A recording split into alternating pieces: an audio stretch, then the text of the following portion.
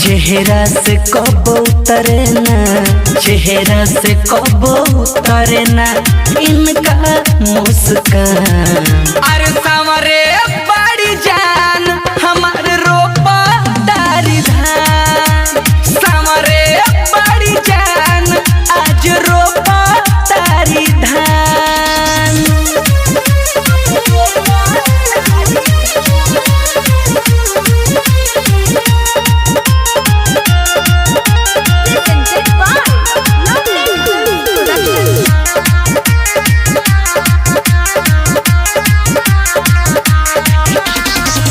के बनवले रब्बा सबका ले सुना, तोहरा में भरल बाटे सबसे बेसी हुनर। तोह के बनवले रब्बा सबका ले सुना, तोहरा में भरल बाड़े सबसे बेसी हुनर।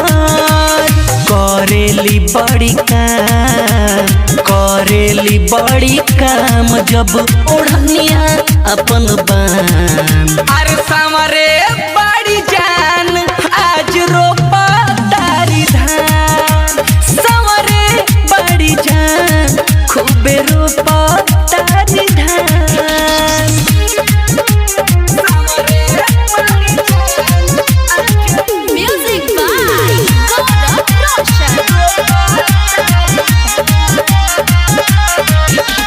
साचे कहीं रे यारवा हम ही ओकर दीवाना, लोभर कमावा करतिया खेतवा में बनी जाना।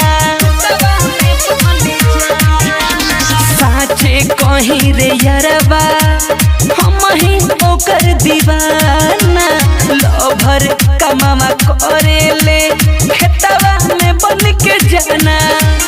बोली बिहारी मुकेश आनंद, बोली बिहारी आनंद के बतिया पति हली ना ध्यान। अरे सामरे हमर जान आज रोपा तारी धान, ऐसमर को काहे खेतवा में रोपा तारू धान। हथवा में बिया लेके खेतवा में जान जाली, बोलेली हमसे हंस के तनिको नहीं लजाली। चेहरा से कब उतरे ना, चेहरा से कब उतरे ना इनका मुस्कान। अरे सामरे बड़ी जान